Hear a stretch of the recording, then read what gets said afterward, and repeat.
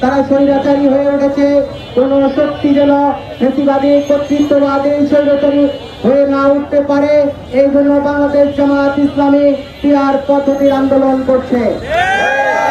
সংগ্রামী উপস্থিতি, বাংলাদেশের মানুষকে বোকা মনে করার সুযোগ নাই। এদেশের মানুষ অত্যন্ত রাজনৈতিক সচেতন। এদেশের মানুষ গণতন্ত্র বোঝে, তত্ত্বাবধায়ক সরকার বোঝে, পিআর পদ্ধতিও বোঝে। এদেশের মানুষ জানে যদি পিআর পদ্ধতিতে ইলেকশন হয় তাহলে কোন সরকার একক সংখ্যাগরিষ্ঠ পাবে না এবং এই সংসদ হবে একটি প্রাণবন্ত সংসদ, যার কারণে পিআর পদ্ধতি প্রয়োজন।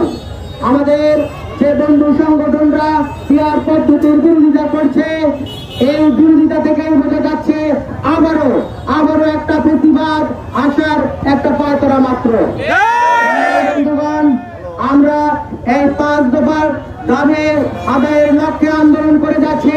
আমরা সরকারকে বলবো অবিলম্বে 5 দফা দাবি মেনে নিয়ে আগামী ফেব্রুয়ারিতে নির্বাচন দিন।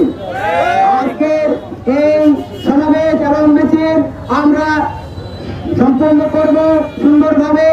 এই সভাপতি এই প্রত্যাশা করে আমি আমার সংক্ষিপ্ত কথা শেষ করছি। আল্লাহ